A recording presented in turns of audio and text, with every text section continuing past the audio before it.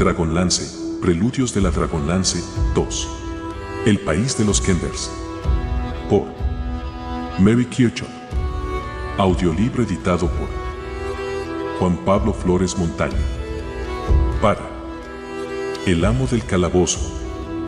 2024.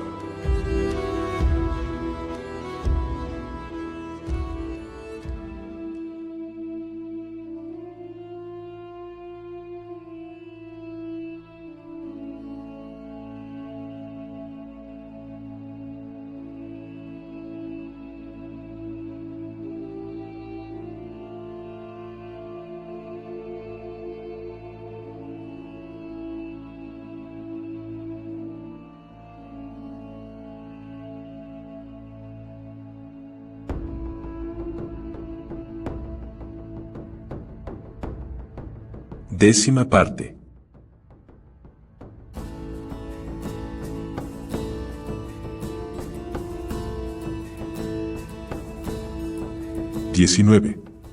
Saltatrampas alargó las manos en un vano intento de encontrar a Damaris entre la burbujeante niebla verde y púrpura. Los pulmones del Kender presionaban contra su caja torácica y el estómago, como si un montón de mariposas revoloteara en su interior y agitara las alas al unísono, le provocaban unas cosquillas espantosas. Soltó una risita, pero no escuchó el más leve sonido. Sus ojos no divisaban otra cosa que las blancas volutas con ribetes amatistas y esmeraldas. Sus extremidades ondeaban sin que él pudiese hacer nada por evitarlo. Dondequiera que estuviese, no tocaba suelo firme, aunque tampoco flotaba. De repente, Saltatrampas advirtió que el vello y las uñas le crecían a una velocidad increíble. Se sentía ingrávido y muy ligero, pero al mismo tiempo notaba una presión enorme a su alrededor. Luego, como si unas compuertas se hubieran abierto de golpe, tanto la presión como la niebla se disiparon y Saltatrampas se encontró tumbado, despatarrado, encima de Damaris Marwenger.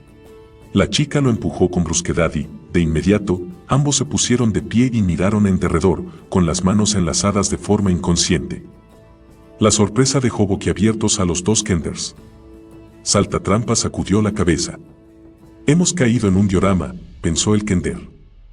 En efecto, el paisaje que los rodeaba era parecido a aquellas cajas de figuras proyectadas con las que jugaban los niños. Se encontraban de pie en la intersección de dos calles estrechas, negras y brillantes, que tenían no solo el aspecto sino también el olor de regaliz. A los lados de las calles, a intervalos regulares, se alzaban unas graciosas casitas de color de caramelo, con adornos blancos en forma de tirabuzones, de pan de jengibre escarchado. Todas las casitas mostraban el mismo entorno de arbustos multicolores de pastillas de goma, árboles de pirulí, aceras de turrón y flores de mazapán. Todo, con el tamaño perfecto para un Kender. A pesar de la claridad reinante, no había sol, aunque no era de extrañar ya que tampoco había cielo, solo una masa informe de neblina color azul pastel que formaba una especie de techo alrededor del extraño paisaje. De hecho, el conjunto de la aldea parecía construido en el interior de una caja. Saltatrampas y Damaris giraron sobre sí mismos, cada vez más excitados. ¿Será de verdad?, susurró ella. Solo hay un modo de averiguarlo, exclamó sonriente Saltatrampas. El Kender cogió a la muchacha y se acercó a un arbusto pequeño, listado en rosa y blanco, y arrancó una hoja. Sonó un chasquido crujiente. Saltatrampas se la metió en la boca. Arrope de fresa y vainilla, proclamó, al tiempo que cortaba otro trozo para la muchacha. Arkul Helfig, ¿cómo te atreves a comerte mi seto?, gritó con enfado una voz que salía del interior de la casa más cercana. Saltatrampas y Damaris retrocedieron de un brinco, con una expresión de culpabilidad pintada en el semblante.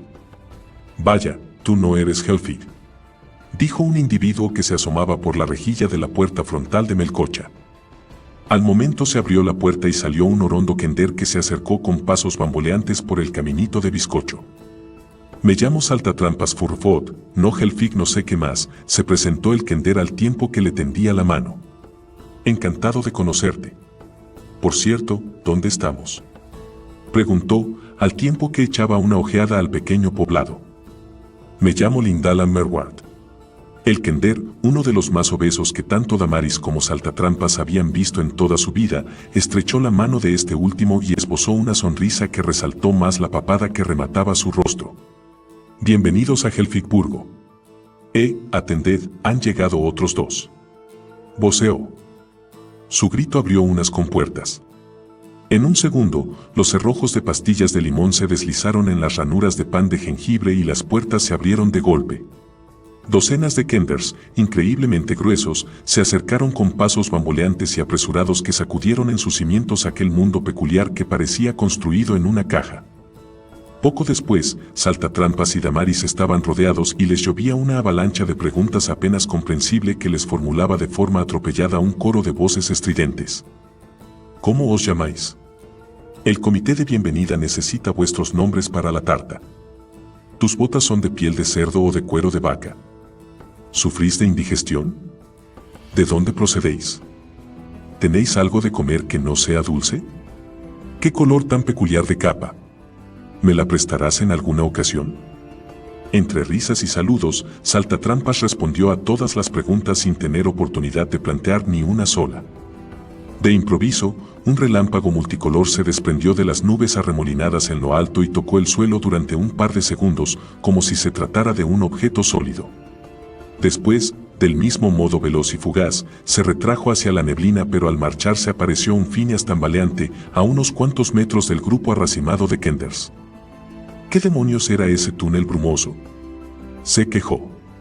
Al advertir el oscuro regaliz bajo sus pies, retrocedió de un salto. ¿Qué demonios es esto?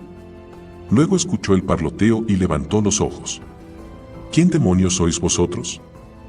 Un humano. La exclamación de uno de los Kenders, aun siendo un susurro, sobrepasó el alboroto y la cháchara del resto. No hay ninguno entre nosotros, ¿verdad? Y qué grosero. Supongo que, por su condición humana, le resulta inevitable. Sin embargo, ¿no declaramos ilegal la vulgaridad? La rolliza multitud Kender giró sobre sí misma e inició un debate al respecto. Phineas se abrió camino a empujones entre la carnosa masa de Kenders que rodeaba a sus dos amigos, con una expresión de alivio impresa en su semblante. ¿Dónde nos encontramos?, les preguntó. Controló el tono de su voz a fin de que Damaris no lo acusara de trastornado, como lo hiciera en la guarida del ogro. Ni en un momento de fiebre calenturienta la mente del humano habría concebido la existencia de un lugar semejante. ¿A quién se le ocurriría construir un pueblo de azúcar y otras golosinas? Sus ojos se posaron en los Kenders, todos rechonchos. Sí, ¿a quién sino a ellos, por supuesto? O, tal vez, esto no era otra cosa que un escenario y los hombrecillos, actores que llevaban relleno bajo las vestiduras. Pero cómo lograban un efecto tan real y orondo en sus rostros, se preguntó.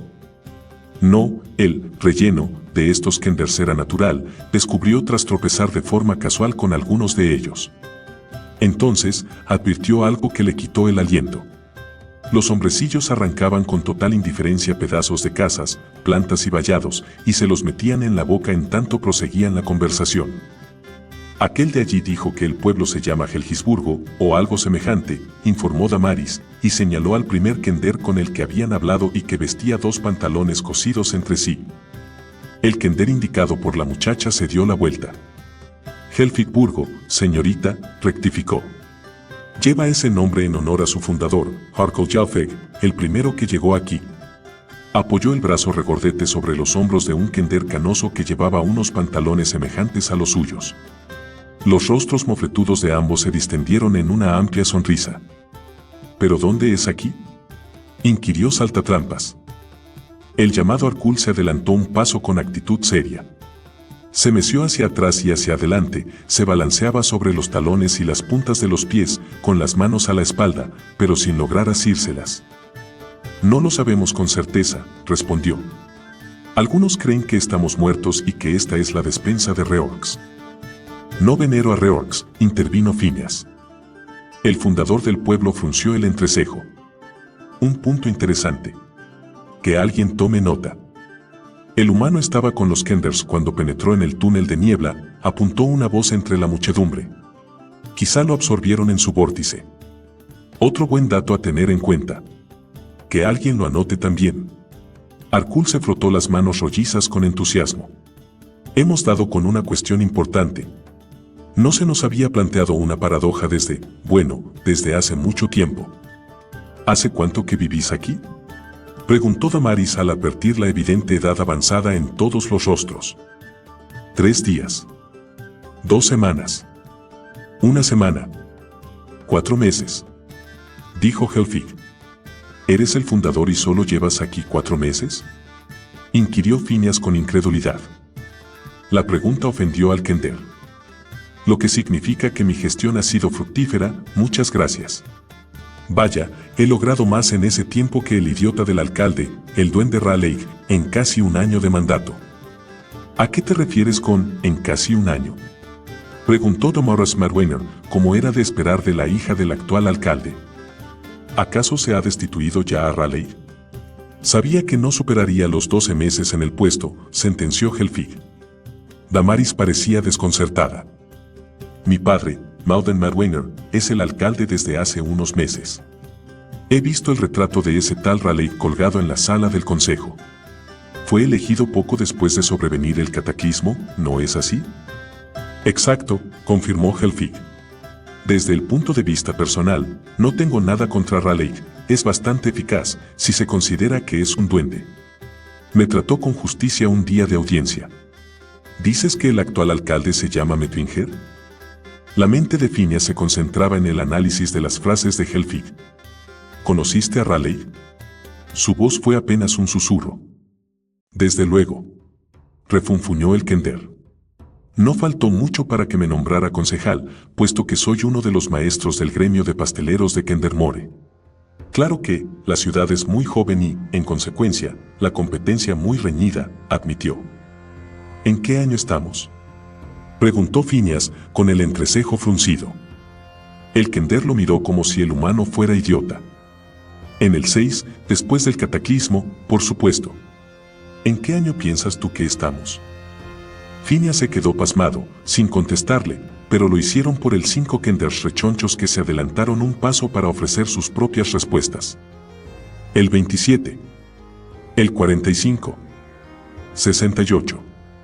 129. 234. Coreó la multitud Kender. Mejor el 346, rectificó con aspereza el humano, una vez remitió la algarabía. Sin embargo, afirmáis que ninguno de vosotros lleva aquí más de 4 meses. Todos asintieron con la cabeza, en silencio. Deduzco que se trata de una singularidad temporal, anunció Saltatrampas. ¿Cómo?, graznó Phineas. Una singularidad temporal, una deformación en el tiempo. Es un viejo truco, explicó el Kender. Toma una zona dimensional entre 2 planos, o separa una fracción de un plano regular y aíslalo en su propia singularidad. A partir de ahí alterarás la velocidad del tiempo, lo acelerarás, lo retardarás, e incluso lo harás retroceder. ¿Significa que somos mucho más viejos de lo que creemos? Saltatrampas se mordisqueó el labio y por último asintió en silencio. Varias mujeres Kenders se desmayaron. ¿Cómo sabes todo eso?, instó Phineas, con tono escéptico. El Kender se infló en actitud jactanciosa, metió los pulgares en el chaleco y se meció sobre los talones. Cuando los gigantes de hielo me hicieron prisionero, compartí la celda con un hechicero de otra dimensión. Él me explicó este tema a lo largo y a lo ancho. ¿Cuándo te cogieron prisionero los gigantes de hielo?, inquirió Damaris, con los ojos abiertos como platos. No tiene importancia, bramó Phineas. No estoy de acuerdo, intervino Helfig. Me encantaría saber algo sobre esas criaturas. Se alzó un murmullo general de aprobación, junto con gritos de «que lo cuente, que lo cuente». Saltatrampas colocó sus saquillos, correas y demás, a fin de estar más cómodo. Se disponía a dar comienzo al relato cuando el humano lo interrumpió. Prefiero descubrir qué es este lugar y cómo salir de él, chilló. Phineas dirigió una mirada asesina al grupo de Kenders que silbaba y pateaba como muestra de su disconformidad. ¿Quién lleva aquí más tiempo? Helfig levantó la mano. Fui el primero. Bien. Cuando llegaste, ¿encontraste algún indicio, alguna pista que sugiriese de dónde salió este? Phineas buscó una palabra que describiera el entorno, pero desistió. ¿Todo esto? Oh, entonces no era como ahora, ¿verdad? Un coro de voces Kenders lanzó un rotundo no, en tanto que muchas cabezas negaban con energía. Parece que el tema se aclara. ¿Qué aspecto tenía esto hace 4 meses? Helfig cortó un tulipán de chocolate y sorbió el espeso líquido azucarado almacenado en la corola. A continuación se lanzó con entusiasmo al relato de su historia. Tendríais que haber visto este lugar por aquel entonces. ¡Qué basurero! No había nada de nada. Solo un vacío amorfo, yermo y gris. El coro de Kenders sacudió la cabeza y suspiró. Vagué durante horas de acá para allá. Me disponía a marcharme, cuando de repente tropecé con algo.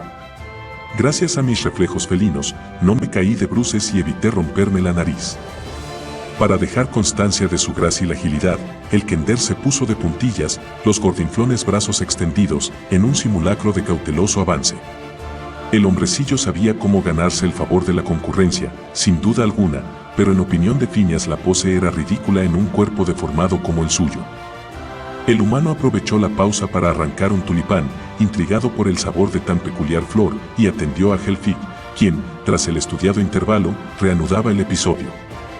Me di media vuelta para ver con qué me había tropezado, pero no vislumbré nada.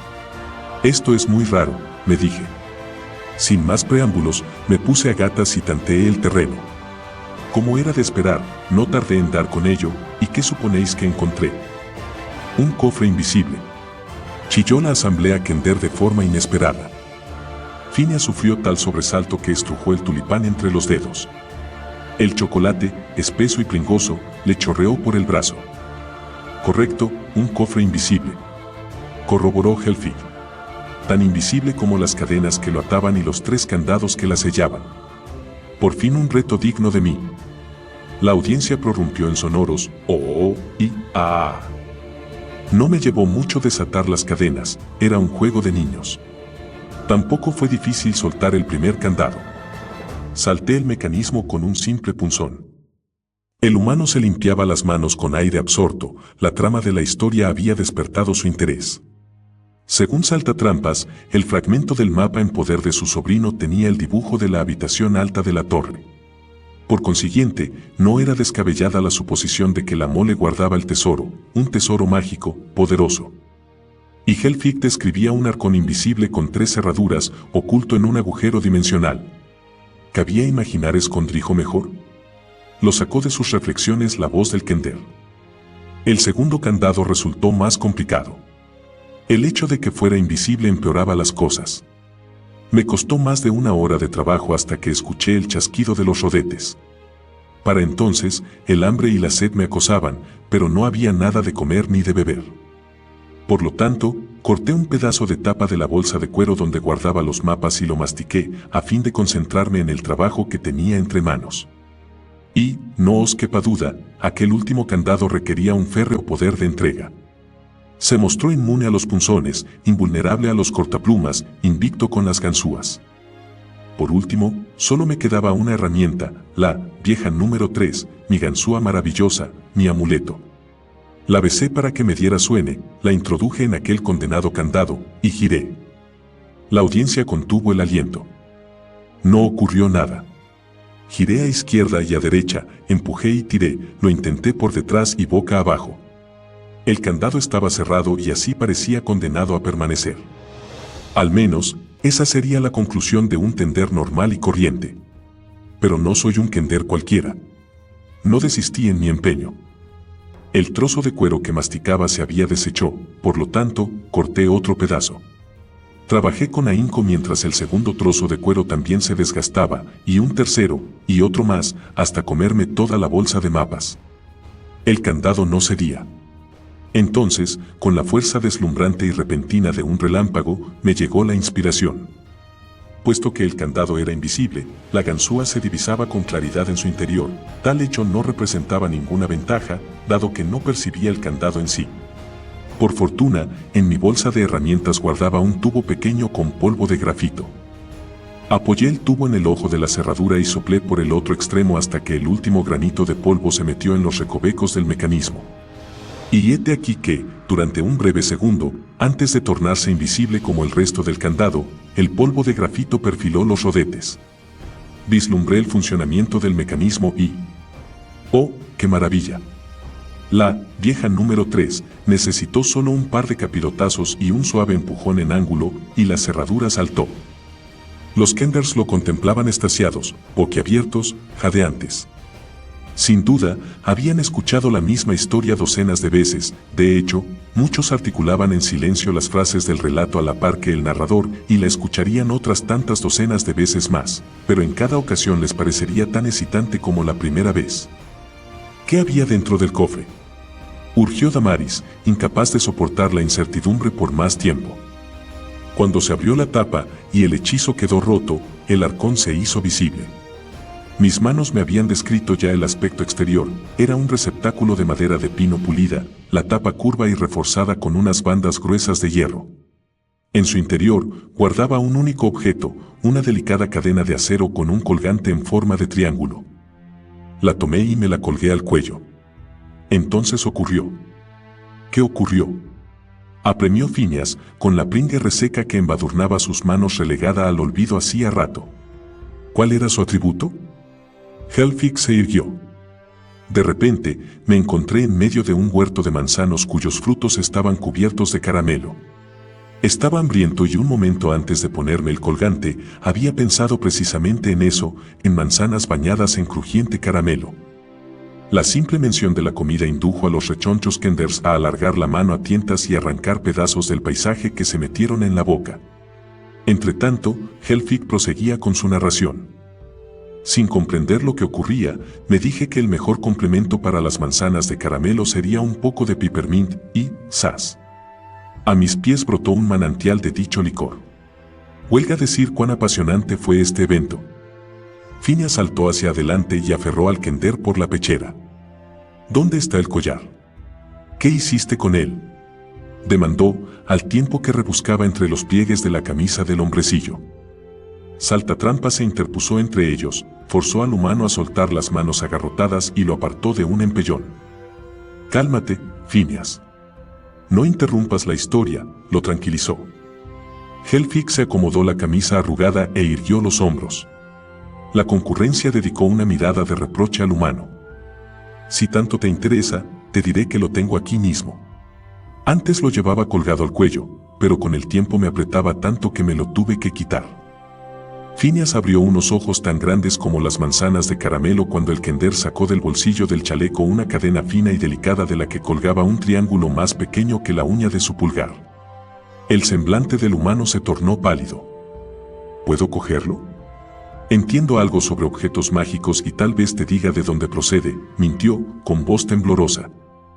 Helfig contempló la cadena un momento, luego se encogió de hombros y se la entregó a Phineas. El hombre alargó una mano, asió el colgante y, sin más preámbulos, deseó hallarse en un castillo enorme, tachonado de piedras preciosas, cubierto de ricos tapices, y abarrotado de mujeres hermosas y sirvientes que complaciesen hasta su último antojo. Cuando abrió los ojos, se encontró con Helfig que lo observaba con fijeza. Ya no funciona, le dijo al Kender con una voz carente de inflexiones. El humano se desplomó en el suelo, junto a unos matorrales de algodón de azúcar, e hizo añicos un mosaico de intrincado diseño realizado con pastas rellenas de crema. No funciona, repitió en un murmullo. Luego clavó las pupilas en Helfig. Lo utilizaste hasta agotarlo. ¿Cómo te las arreglaste? ¿Qué anhelabas con tanto afán que consumiste todo su poder mágico? Mira a tu alrededor. ¿Crees que fue sencillo? Solo tras muchos intentos logré el resultado que ahora ves. Phineas se dobló sobre sí mismo y sollozó. Estaba rodeado de Kenders gordos, en un paisaje de azúcar y caramelo. Lo había arriesgado todo por llegar aquí, pero sus afanes no habían servido de nada. Se había quedado sin un céntimo, sin hogar y sin esperanza. No era la primera vez que le ocurría. Los Kenders se alejaban, unos absortos todavía en el relato repetido de la famosa historia de Helfig mientras devoraban el escenario a su paso. Otros escuchaban de labios de Damaris los acontecimientos recientes de Kendermore. La muchacha parloteaba con entusiasmo, al parecer, encajaba a la perfección en la sociedad de Helfigburgo. Una mano se posó en el hombro de Phineas. El hombre levantó la cabeza y se encontró con Saltatrampas, que masticaba con fruición un pedazo de baya con sabor a canela. El kender se dejó caer junto a Phineas. Durante varios minutos los dos permanecieron callados, sin moverse. Por último, el kender rompió el silencio. Esto era lo único que te interesaba, ¿verdad? Por fin encajan las piezas del rompecabezas, mi sobrino, el matrimonio, el mapa. Todo porque en el plano que te regalé se decía algo referente a un tesoro de poder mágico incalculable, ¿no es cierto? El humano respondió con un profundo suspiro. No te lo tomes tan a pecho. Los tesoros vienen y van, deberías saberlo. Esto, sin embargo, esto es algo que no se encuentra a diario, concluyó, y tomó un champiñón de merengue sólido. Phineas levantó los ojos enrojecidos y contempló con fijeza la seta blanca. Me marcho. ¿Por dónde se sale?, anunció después. El humano se puso de pie y echó a andar por la calle de regaliz en pos de Helfig y la alegre muchedumbre de kenders que dejaba a su paso un rastro de migajas de pastas. Helfig. Toma, olvidabas tu colgante. Dime, ¿cómo se sale de aquí? El kender, que hasta el momento se había mostrado jovial y bullicioso, se sumió en un hosco silencio y se detuvo frente a su casa de pan de jengibre. Carraspeó con evidente nerviosismo y simuló no haber oído la pregunta. ¿Qué ocurre?, se preocupó el hombre. Phineas lanzó una mirada interrogante a Saltatrampas, pero este se encogió de hombros. Por fin Helfig se volvió hacia ellos.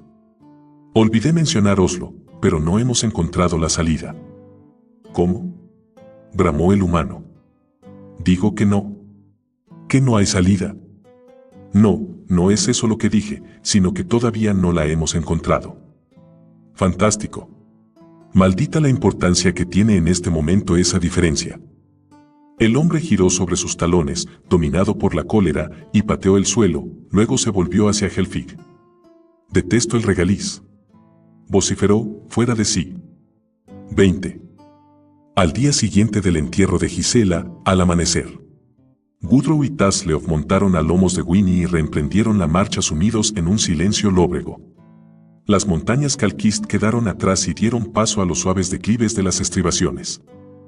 Al anochecer, el humano y el kender llegaban a la exótica ciudad portuaria de Kurikan, a orillas del mar de Kurman, lejos todavía de Kendermore, su punto de destino. La luz rosa anaranjada del ocaso se reflejaba en las cúpulas doradas que se alzaban majestuosas en el cielo cada vez más oscuro. La brisa mecía las palmeras cargadas de dátiles y cocos.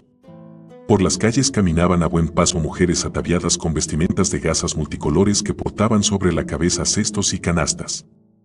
Los mercaderes, que llevaban una especie de turbantes batik enrollados a la cabeza y amplios pantalones ajustados a los tobillos, cerraban los últimos tratos del día al lomo de sus elefantes. ¿Ves, Winnie? En esta ciudad no llamarás la atención. El comentario lo hizo Taz con intención de tranquilizar al mamut que había expresado su inquietud cuando avistaron la ciudad a lo lejos. Estos elefantes no tienen una pelambre tan abundante como la tuya, a decir verdad, ningún animal la tiene, que yo sepa. Quizás encuentres aquí a otros de tu especie, agregó el kender. Me temo que no, suspiró Winnie. Lig y Bosdil me repetían una y otra vez que yo era el último ejemplar de mi raza. Un lagrimón inmenso se deslizó por la rugosa mejilla del animal. La ciudad lo atemorizaba y la certeza de saberse solo en el mundo acrecentaba la sensación de desánimo que lo atenazaba. «Pero esto es terrible», exclamó Gudrun con sincera compasión. El joven le dio unas palmadas afectuosas en el cuello. Le dolían las lágrimas del enorme mastodonte que les había salvado la vida en 2 ocasiones. «Tal vez nos levante el ánimo una buena comida», sugirió Taz. Hicieron un fondo común de recursos adquisitivos. El joven humano contribuyó con 2 monedas de cobre y Taz, por su parte, aportó un anillo con una esmeralda engastada, un pequeño fragmento de ámbar y unos cuantos colmillos. «Esta sortija es igual a la que llevaba la baronesa en Rosloviken», exclamó Gudrun. El kender se sorprendió por un momento, luego sus mejillas se tiñeron de rojo. «Vaya, tienes razón. No comprendo cómo ha llegado a mi saquillo. Por fuerza tuvo que caerse de su dedo en algún momento durante la cena, cuando me servía un panecillo, por ejemplo. En todo caso, la empeñaremos», decidió sin la menor vacilación. No lo haremos. No nos pertenece. Sería un robo, se opuso Woodrow, mientras sacudía con energía la mata de pelo rubio. Taz se mostró en desacuerdo con su planteamiento. Estás equivocado. Existe robo cuando te apropias de un objeto, no cuando lo empeñas. A Winnie lo convenció la disparatada lógica del Kender, pero no ocurrió otro tanto con el joven humano, cuyo semblante se tornó severo. Sí, es cierto, empeñar viene a continuación de robar. Exacto. Como no lo robé, sino que cayó en tu saquillo. Correcto. Por consiguiente, solo la tomamos prestada. La recobraremos cuando dispongamos de dinero y se la devolveremos a la baronesa. No sé yo, dudó el joven. Taz le observó de la reticencia de Woodrow y lo enfrentó con una actitud desafiante. Haz lo que gustes, pero esta noche dormiré en una cama caliente y cómoda, y Winnie se alojará en un establo agradable, rebosante de lo que quiera. Muy bien, tú ganas. Se rindió Woodrow, a quien tampoco apetecía pasar otra noche en el bosque. Las tiendas de empeño abundaban en Curicán, como ocurre en todas las ciudades portuarias. Taz Leof obtuvo 70 monedas de acero por la sortija de esmeralda, una suma muy inferior a su valor real, en opinión del Kender. De todos modos, era un montón de dinero con el que cubrirían de sobra sus necesidades inmediatas. Encontraron una posada en primera línea de puerto que disponía de unos establos a la vuelta de la esquina que albergarían al mamut lanudo. Winnie, algo asustado por tener que separarse de sus nuevos amigos, respiró aliviado al aislarse del ruidoso bullicio vespertino de la ciudad. Tras un refrigerio reparador consistente en guisado de cerdo y arroz, regado con un exótico vino de ciruela, el Kender y el humano subieron la escalera, rendidos de agotamiento, en dirección a su aposento situado sobre la cantina. El cuarto estaba apenas amueblado, tan solo 2 camas y un bacín. Los dos amigos se tumbaron sin desnudarse y al momento se hundieron en un sueño profundo, la respiración sincronizada con el ronco tañido de las campanas del puerto. Era más de mediodía cuando Taz y Woodrow despertaron y recogieron en el establo a un Winnie preocupado por la tardanza. El día era cálido y brillante, el cielo lucía un bello azul. La brisa soplaba con fuerza en el ancho muelle principal donde se sentaron para comer unos panecillos dulces glaseados con miel y beber leche de coco, comprados en una pastelería. Taz Leof se despojó de las calzas azules y metió los pies en el agua fresca y oscura. Arrancó un trozo del pegajoso panecillo, se lo metió en la boca y se chupó los dedos con deleite. Después, rebuscó en el petate y extrajo su perenne colección de mapas. Woodrow dedicó una ojeada escéptica al rollo de pergaminos. No todos son anteriores al cataclismo, dijo Taz, al captar la expresión del joven. Desenrolló los mapas y los repasó uno tras otro. Aquí hay uno de la zona meridional de Solamnia, te aseguro que este es correcto porque lo hice yo mismo cuando el anillo mágico me teleportó a esa región. ¿Te he contado alguna vez lo del anillo teleportador? Woodrow no estaba de humor para escuchar las historietas del Kender. Recuerdo algo, sí, farfulló, mientras pensaba para sus adentros que la mentira era en realidad muy pequeña. A mí no me lo has contado, intervino Winnie. El mamut no era aficionado al agua y le desagradaba el modo en que el muelle crujía cuando caminaba sobre él. A despecho de los halagos para convencerlo, no lograron que se alejara mucho de tierra firme. Lo siento Winnie, pero discutiremos si viajamos a Kendermore por barco o por tierra, sobre tu grupa. No hay tiempo para historias, se opuso el joven. Taz Leof torció el gesto, el relato del anillo teleportador era uno de sus preferidos. No obstante, el Kender reanudó la búsqueda en el montón de mapas, había pasado mucho tiempo desde la última vez que los revisara a fondo. Nordmar, Stwild, las islas de Ergot del norte y del sur, Denstar. La verdad, tenía mapas de todas partes. Woodrow le propinó un codazo. Lo más conveniente sería que viajáramos a Godland en eso, dijo el joven, señalando un barco de doble arboladura y aspecto impecable. Las velas estaban arriadas, pero en la punta del mástil más alto ondeaba una llamativa bandera roja y oro. El barco, esbelto y largo, resultaba mucho más elegante que las otras embarcaciones, de líneas achaparradas y romas, atracadas a los muelles. A pesar de la desagradable experiencia del naufragio sufrido, Woodrow ansiaba embarcar, volver a la mar. No le atraía la idea de aguantar mis zarandeos a lomos del mamut. ¿Qué haríamos con Winnie?, inquirió Taz. Lo llevaríamos a bordo. Las embarcaciones transportan ganado de forma regular. ¿Me meteréis en una bodega entre vacas y cerdos y gallinas que acabarán troceados en una carnicería?, chilló Winnie. Un hombre que pasaba en ese momento junto a ellos contempló al mamut parlante con estupefacta incredulidad y luego se alejó a todo correr. Enfocas el asunto de forma errónea, Winnie. Tómalo como una buena oportunidad de evitarte kilómetros llenos de tropiezos y escollos por un terreno desconocido. Cualquier terreno es desconocido para mí. Recuerda dónde viví los últimos 15 años. Tasleov se incorporó y pateó el suelo a fin de secarse los pies. Preguntemos cuánto nos costaría cruzar el mar de Kurman con un mamut. Y, por supuesto, el punto de destino de ese barco. El joven se mostró de acuerdo con la sugerencia del kender y se puso de pie para seguirlo, pero la voz asustada de Winnie los detuvo. Esperad, Tasleov, Gudro. No viajaré en barco. El mamut estaba azorado. Tas le dio un abrazo en una de las enormes patas. No te dejaremos solo. Si te asusta el agua, viajaremos todos por tierra, ¿verdad, Gudro? La respuesta afirmativa del humano no fue entusiasta, pero sí tan sincera como la oferta del kender. Winnie sacudió la testa con tanta energía que su inmenso corpachón se estremeció. No se trata solo del agua, Tasleov. El mamut hizo una pausa, como si meditara qué decir a continuación. Exhaló un hondo suspiro. Durante años, desde que me capturaron, me he preguntado de dónde procedo. Los gnomos dijeron que me encontraron abandonado y yo los creí. Pero, en algún momento, he tenido una familia, unos padres, ¿no os parece? ¿Y dónde los buscarás?, preguntó Gudro. Tengo una pista. Bosdil me contó que me hallaron al sur de un lugar llamado Seriak, dijo Winnie, tras lo que echó un trago de agua alargando la trompa por el costado del muelle. Al sur de Seriak, eso está en el muro de hielo, susurró Tas, mientras se golpeaba en la barbilla. Te ayudaré. El kender sacó otra vez el rollo de mapas y rebuscó hasta dar con uno que le satisfizo. Sí, es este, un mapa del sur. Acéptalo como regalo de despedida. Tas enrolló el pergamino y lo colocó en la trompa del mamut, mientras contenía un sollozo. Abrazó al animal y se alejó con los ojos arrasados de lágrimas. No tengo nada que ofrecerte de regalo, salvo mi sincera gratitud, amigo.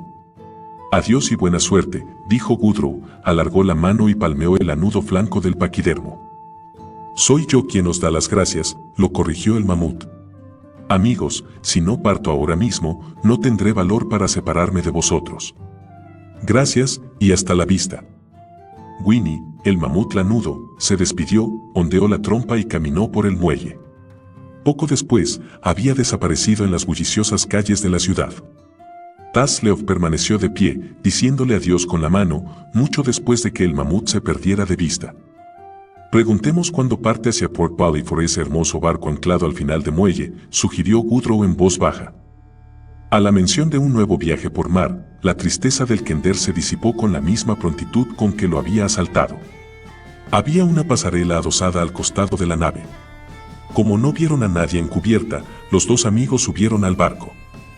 Mientras remontaban la pasarela, Gudro reparó en una falúa que flotaba tras el velero, al que se hallaba amarrada.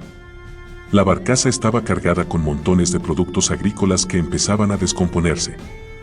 Una vez a bordo, el kender se rezagó para explorar la nave, en tanto Gudro conversaba con el sobrecargo, un tipo jorobado y gruñón que vestía unos pantalones negros manchados de salitre. Con los brazos cruzados sobre el pecho, convencido de que así aparentaba más edad, Gudro cerró el trato con el sobrecargo, quien en principio se mostró reacio en llevar a un kender a bordo. El joven miraba en derredor en busca de Tasleov, cuando sus ojos se enfocaron de forma casual el final del muelle. Allí, en medio de un grupo reducido de hombres, se hallaba un corcel poco común, pero muy familiar para el joven y su fornido dueño. El hombre, que cojeaba un poco al andar, y su enorme montura azabache avanzaban por el muelle en dirección al barco. El asesino de Gisela. Gudro se encogió sobre sí mismo y se ocultó tras el mástil, en tanto sus pupilas barrían la cubierta en un desesperado intento de dar con Tasleov. Masculló una maldición. ¿Dónde demonios se había metido ese kender? Un interrogante cruzó la mente del joven de forma fugaz. ¿Cómo habría sobrevivido el asesino de la señorita Onslager a la herida infligida en las cercanías de la fortaleza de los gnomos? Él como carecía de importancia, lo cierto es que lo había logrado porque no cabía error en la identificación del sujeto ni de su horrendo caballo. No obstante, a Gudrun se le planteaba un interrogante más peliagudo: ¿dónde estaba el maldito Kender? Más aún, ¿cómo evitar que aquel brutal asesino los descubriera? Gudrun divisó a Tas cuando emergía de forma inesperada por una escotilla próxima a la popa de la nave, con la boca abierta en una inminente exclamación. El joven se abalanzó sobre él y le tapó la boca, aprovechó el impulso, gateó entre un barril de agua y la batayola y arrastró consigo al sorprendido Kender a pesar de sus forcejeos. Lo siento, Tasleov, pero la situación es desesperada. El hombre que mató a la señorita Onslager está a punto de embarcar. No podemos salir del barco sin que nos vea y no se me ocurre un escondrijo donde, tarde o temprano, no nos descubra. La cólera agolpó la sangre en el rostro del Kender y Gudrun apartó la mano con la que le cubría la boca, sorprendido por el mordisco que Tas le propinó. Dijiste que lo habías matado, acusó al joven. Es lo que creí. No tengo mucha experiencia en esas cosas, replicó con cortedad, mientras se frotaba la palma magullada. La furia de Tas remitió. No me esconderé. Ese engendro de Troul pagará por lo que le hizo a Gisela, anunció con firmeza, mientras se debatía contra Gudrun a fin de ponerse de pie. La temeridad del Kender tan solo incrementó el pavor del joven humano. Gudrun había visto a este extraño en pleno combate y sabía con certeza que un Kender, por mucho arrojo que pusiera en ello, y un aprendiz de escudero como él mismo, no eran adversarios para semejante hombre. El joven se asomó con cautela. Denzil hablaba con el sobrecargo y le entregaba una bolsa repleta de tintineantes monedas. Era obvio que reservaba pasaje para sí y para su monstruoso caballo. El terror atenazó su corazón. Tas y él estaban imposibilitados de abandonar el barco sin ser vistos y tampoco podían permanecer en él porque finalmente los descubriría. Entonces, el joven recordó la barcaza cargada con hortalizas medio podridas. Si la corriente no la había alejado mucho del punto donde la viera con anterioridad, la falúa flotaría a escasos metros de su escondrijo. Un montón de lechugas y zanahorias amortiguarían el aterrizaje. Lo siento, Tas, pero lo hago por tu propio bien. Sin más preámbulos, con un brazo en torno a los hombros del forcejeante Kender y con la otra mano sobre la boca, Gudrun saltó por la borda. Rogaba no haber errado al suponer que los vegetales resultarían tan mullidos como aparentaban, y no aplastar al Kender si caía él encima. Gudrun aterrizó en la falúa con un chapoteo y soltó a Tas. Rodó de lado, se deslizó por una pila de desechos podridos y limosos y chocó contra el costado de la barcaza. Quedó asqueado al comprender que el estado de descomposición de los desperdicios era mucho más avanzado de lo que había supuesto. Los rodeaban montones ingentes de lechugas podridas, tomates, zanahorias, carne, trapos y cosas aún peores. Después de escupir repetidas veces y limpiarse los labios y la cara tan a fondo como le fue posible, el joven humano miró a su alrededor en busca del Kender. «Tasleov, ¿estás bien? Contéstame, por favor», susurró con voz contenida, sin tragar saliva. Por fin escuchó un gemido amortiguado. Hurgó entre la repugnante basura maloliente y dio con el Kender que yacía sobre uno de los montones apilados contra el costado de la barcaza. En la frente le sobresalía un buen chichón. Gudrun lamentaba el percance sufrido por el Kender, aunque, por otro lado, se alegraba de que su amigo estuviera inconsciente ya que en caso contrario habría organizado un gran escándalo. El joven se hizo un ovillo entre la porquería y se centró en el plan a seguir. Sabía por la conversación mantenida con el sobrecargo que la nave levaría anclas tan pronto regresara a la tripulación, cosa que ocurriría en cualquier momento. Si Tas y él pasaban desapercibidos, el barco partiría y los remolcaría. De ese modo vigilarían al hombre que mató a Gisela sin la preocupación de toparse con él por accidente. Puso manos a la obra y, tan rápido y silencioso como le fue posible, enterró a Tasleov y a sí mismo entre la basura. Al cabo de media hora, la tripulación se había reincorporado a sus puestos, izaron las velas, levaron el ancla y soltaron amarras. El sol acababa de pasar el cenit cuando el barco se separó del muelle y enfiló a mar abierto, arrastraba la gabarra. Al primer indicio de movimiento, Gudrun sacó la cabeza de entre los desperdicios y divisó al malvado sujeto de pie en la popa de la nave. El joven se estremeció. La tensión y el miedo lo habían dejado exhausto y no pasó mucho tiempo antes de que se sumiera en un profundo sueño.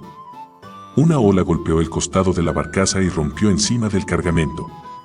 Gudrun se despertó sobresaltado, medio asfixiado, tosía agua salada. Un sabor pútrido le impregnaba la boca y la nariz.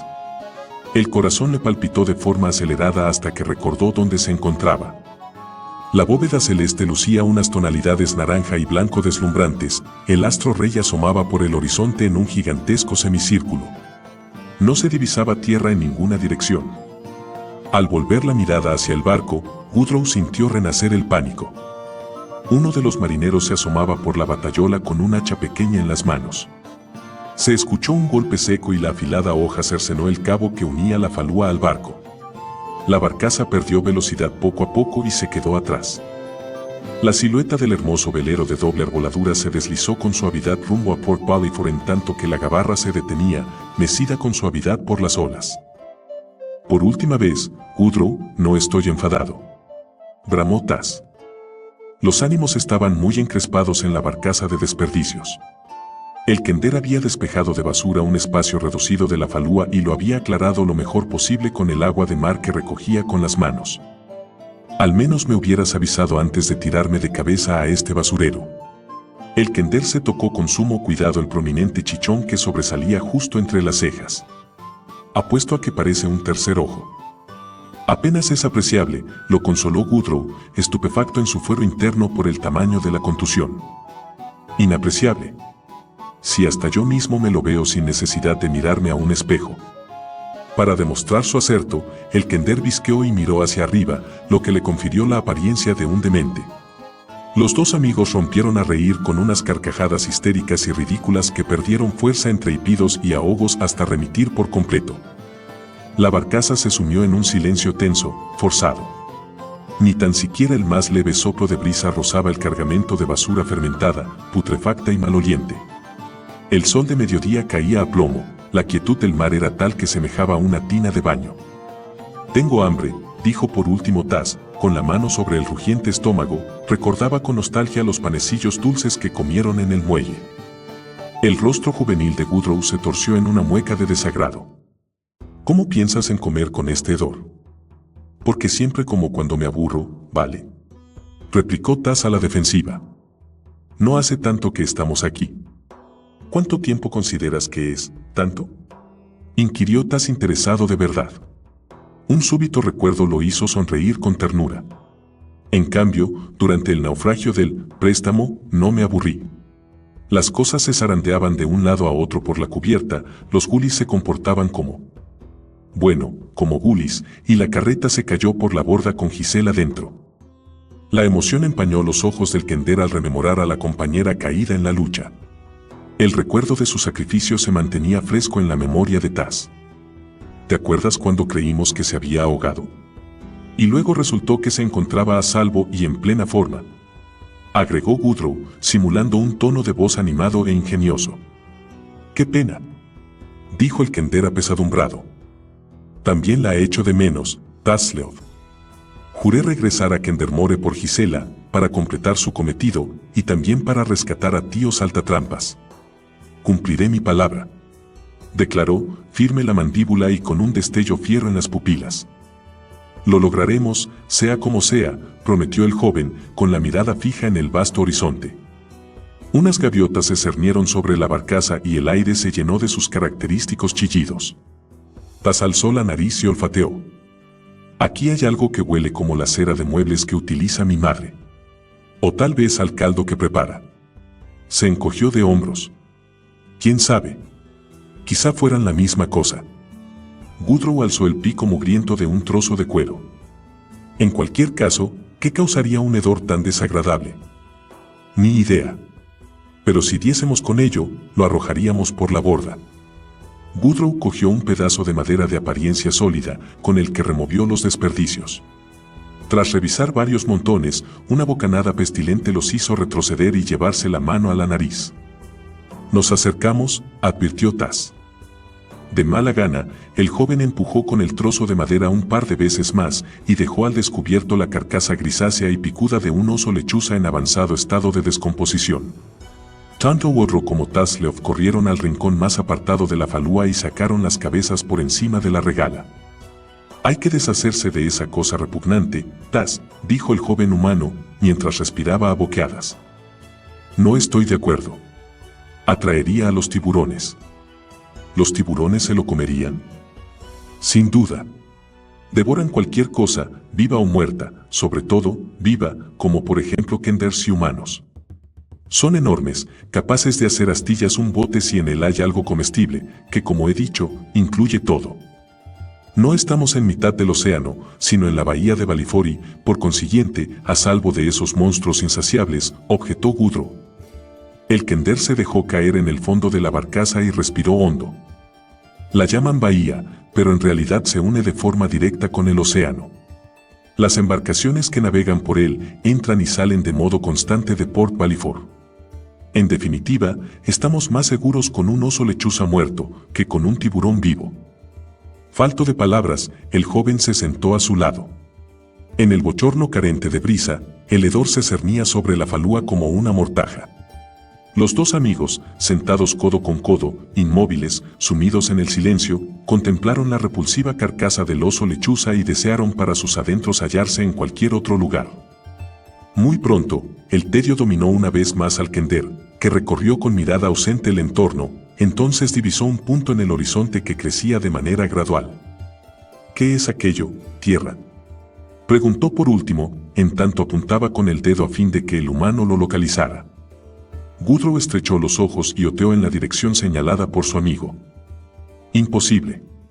Nuestro bote permanece inmóvil y, sin embargo, esa cosa aumenta de tamaño. Es un barco, gritó Tas de pronto. Sus agudos ojos Kenders habían captado un leve movimiento. Remos, dedujo, por la cadencia rítmica y constante. Sin pensarlo dos veces, Tas brincó y agitó los brazos al tiempo que gritaba con toda la fuerza de sus pulmones. Gudro le sujetó los brazos. Tal vez lamentemos descubrir quiénes tripulan esa nave. El Kender lo miró como si el humano hubiese perdido la razón. ¿Lamentarlo? Nos rescatarán. Cualquier cosa será mejor que proseguir en este basurero, y más, cuando sabemos que no hay nada interesante entre estos montones de inmundicia. Por otro lado, es demasiado tarde. Nos han localizado, agregó, escudriñando el navío. Al aproximarse el barco, Tas divisó con claridad las facciones bovinas de los remeros. Minotauros. Los minotauros eran una de las razas más insólitas y hostiles que poblaban KRYNN. Su historia previa al cataclismo estaba jalonada de prejuicios y esclavitud infligidos por otras razas, en especial por los enanos de Kaltax, al menos, de acuerdo con lo relatado por las leyendas, y más tarde por el imperio de Istar. Su apariencia bovina les había acarreado el menosprecio, pero se los codiciaba como esclavos por su increíble fuerza. Tan solo otro miembro de su propia raza llamaría bello a un minotauro. Tanto los varones como las hembras superaban los 2,10 metros de estatura. Una capa de pelo corto, negro o castaño rojizo, cubría su estructura corporal, medio humana, medio bovina, dotada de unos músculos poderosos. A pesar de caminar erguidos y de tener manos como los hombres, sus tobillos, o articulaciones tarsales, eran corvejones de cuadrúpedos rematadas en pezuñas hendidas.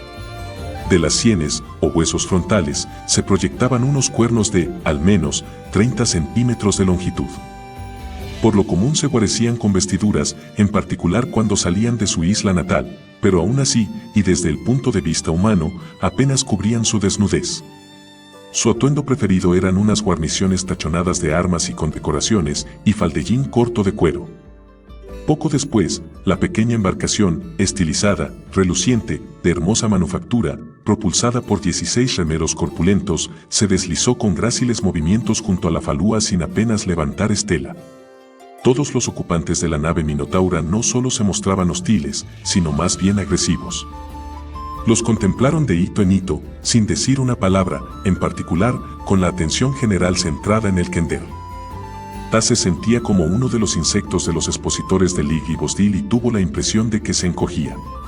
Esbozó la más amistosa de las sonrisas. «Hola, me llamo Tas of Burford. ¿Y tú?» «Boar», respondió el jefe, si la guarnición roja que llevaba se tomaba como indicativo de dicha dignidad, así como su sobresaliente altura que aventajaba en una cabeza a la de los restantes miembros del grupo. En los últimos tiempos, hemos tenido muchos problemas con los Kenders en las costas del Mar Sangriento. Sois una raza de ladronzuelos, inmaduros y pueriles. ¿O acaso eres un caso excepcional? El Minotauro pronunció las palabras con un acento fuerte y extraño, pero la fonética era correcta, como si hubiese aprendido el común con un libro de texto. Tasleof en principio enmudeció y trató de digerir los insultos. Gudrun advirtió que las mejillas del Kender enrojecían poco a poco conforme su mente asimilaba el significado de las palabras, e intervino con premura a fin de evitar la inminente réplica provocativa a la que su amigo se aprestaba a lanzarse. Mi compañero y yo estamos varados en esta barcaza, a la que nos subimos por error ignorantes de que sería abandonada a la deriva. El joven se humedeció los labios con nerviosismo, consciente de que sus explicaciones no sonaban plausibles. Quizá podríais transportarnos hasta el primer puerto de vuestra ruta o, al menos, remolcarnos. Os quedaríamos muy agradecidos. Goar se dio media vuelta e intercambió con su tripulación una serie de gruñidos y ásperos sonidos guturales. De repente, uno de los componentes del grupo, un minotauro de pelaje rojizo cuyos cuernos rebasaban los 60 centímetros, emitió un gañido ronco y largo originado en lo más profundo de su garganta. La monstruosa criatura sacudió su enorme testa 2 veces al tiempo que apuntaba con un índice acusador hacia atrás. Por último, se cruzó de brazos con gesto desafiante.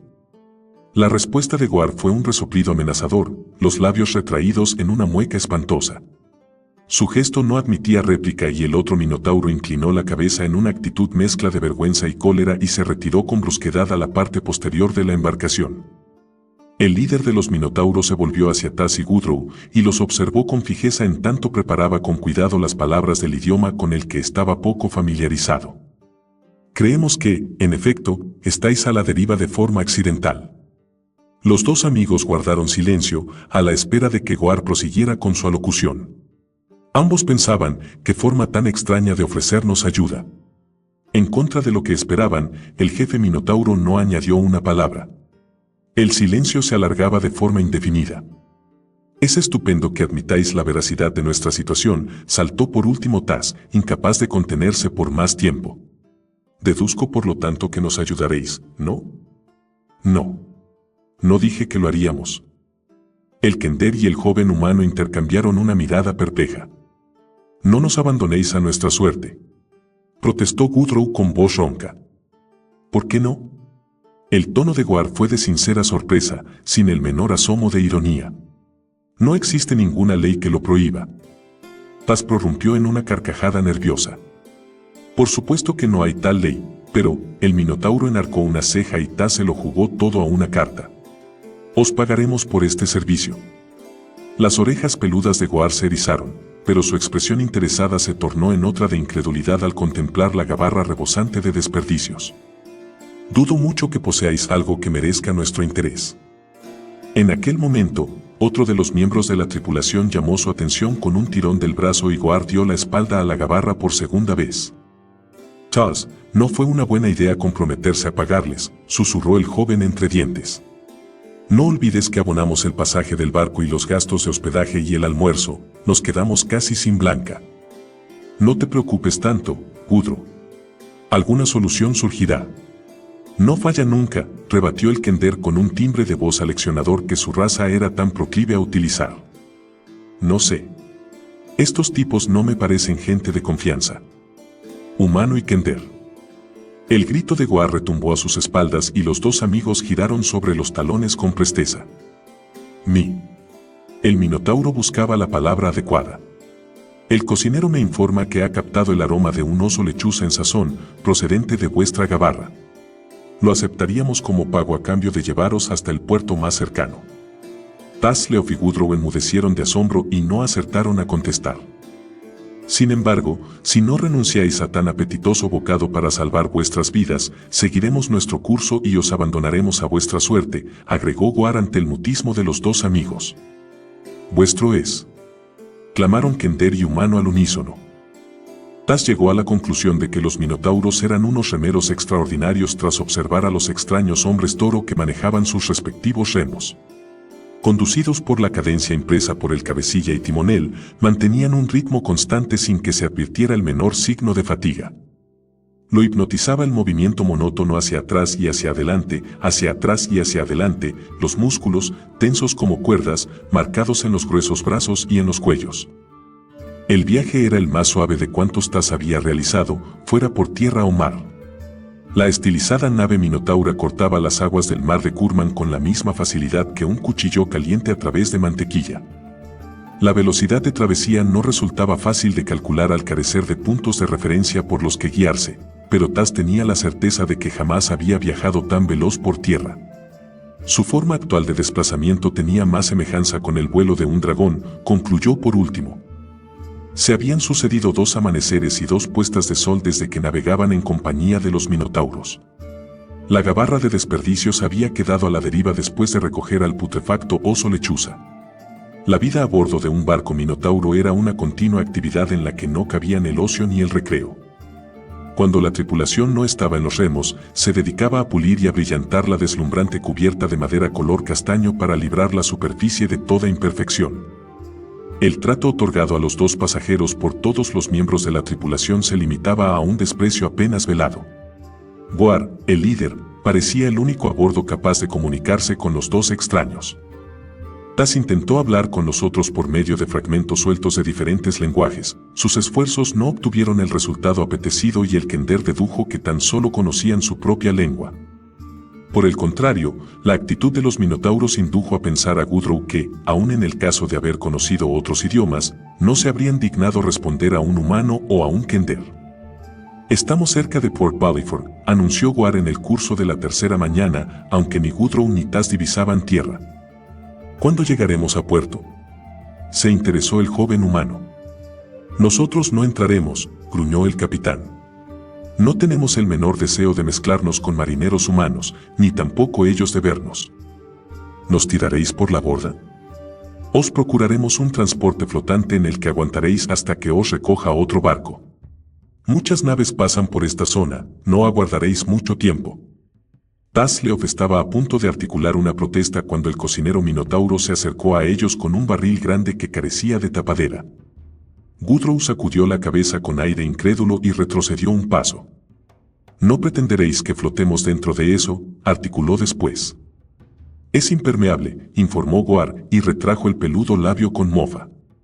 «No obstante, si os resultan útiles, os facilitaremos unos remos de pala».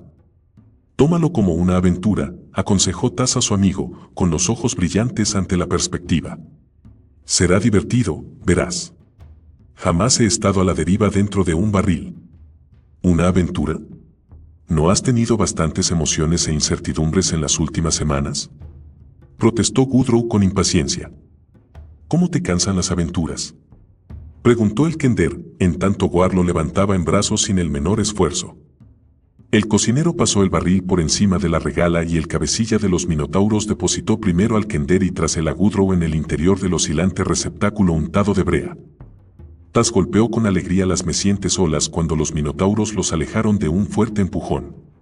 Poco después, la embarcación era apenas un punto en el horizonte. Gudrun se hundió en el fondo del barril. En tanto el joven humano rumiaba su enfado, Tas se dedicó a experimentar con el equilibrio y la flotabilidad del barril, se meció de un extremo a otro, saltó hacia arriba y hacia abajo, hizo que el tonel girara en círculos lentos a fuerza de propulsarlo con una mano. De tanto en tanto, el Kender suspendía sus experimentos para escudriñar el horizonte.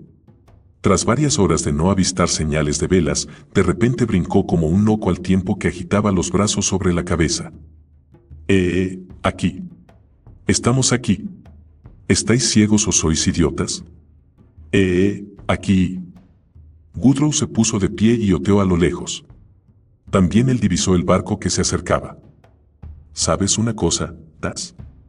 Esa nave me resulta familiar, dijo, en tanto sujetaba los extremos del tonel, que se agitaba de forma enloquecedora, con el propósito de estabilizarlo. «Ya lo tengo», exclamó el Kender, chasqueando los dedos. «Reconozco la bandera roja con el símbolo de la hoja de trébol dorada. Es el barco en el que reservamos pasaje y del que me tiraste de cabeza». A Woodrow, la sangre se le heló en las venas. ¿Cómo era posible que hubiesen adelantado al barco? Rema, Tas. A pesar del grito desesperado y de utilizar su propio remo, Gudrun sabía que el intento era inútil. Cerró los ojos y procuró recobrar la calma para enfrentarse a lo inevitable. Cuando abrió los párpados de nuevo, el velero estaba mucho más cerca, lo suficiente para que distinguieran la silueta oscura y siniestra del asesino de Gisela, erguida en la proa, tan impasible e inmóvil que parecía el mascarón de la nave. La capa ondeaba en torno a sus piernas, junto a él se hallaban dos marineros, uno de los cuales manejaba una especie de bichero largo y el otro un cabo. La nave se acercó pero no redujo velocidad. El marinero que manipulaba el bichero clavó el gancho curvo de la hoja en la madera del tonel y este escoró de manera riesgosa. El agua entraba por el borde al acercarse al costado del barco en medio de sacudidas y balanceos. Cuando el barril chocó contra el casco, el segundo marinero echó el cabo a los dos náufragos. «Trepad, rápido», ordenó a voces. «No disponemos de todo el día». Los dos amigos gatearon por el costado del velero mientras lanzaban miradas recelosas a la ominosa figura de proa. El tonel quedó a la deriva. Durante el transcurso de la maniobra, Denzil permaneció en el castillo de proa, observaba con atención el rescate y representaba a la perfección el papel de un desconocido, indiferente a cuánto ocurría. El sobrecargo se reunió con los dos amigos a los pocos momentos de que estos subieran a bordo. El humano jorobado y de aspecto gruñón traía una pluma y papel y vestía los mismos pantalones de lana negra manchados de salitre que llevara puestos una semana atrás, cuando Gudrun y Tas le ofrecieron su pasaje. El marinero los reconoció al instante. «Pagasteis vuestro pasaje y después desaparecisteis», dijo con suspicacia. «Si tanto dinero tenéis para malgastar, ¿qué hacéis en mitad de la bahía de Balifor metidos en un tonel?» Tas se removió inquieto en tanto improvisaba una respuesta. «Verás, después de haber comprado el pasaje, apareció un amigo nuestro que nos propuso que utilizáramos su bote. No rechazamos una oferta tan amable. No creímos correcto pedirte que nos devolvieras el importe del viaje, un trato es un trato, ¿verdad, Gudrun?» El joven asintió con la cabeza. «En cualquier caso, ninguno de nosotros dos sabe cómo manejar un bote y, por consiguiente, no tardaron en surgir algunos problemas, nos metimos en un huracán, creo, en fin, el viento era muy fuerte. Logramos escapar en ese tonel antes de que el barco se hundiera». Tas habló tan deprisa que estaba sin aliento cuando finalizó la historia. Sin duda, este había sido uno de los peores momentos que recordaba en que había puesto a prueba sus dotes narrativas y su imaginación para salir airoso de una situación. El sobrecargo no se convenció, pero de cualquier manera se encogió de hombros.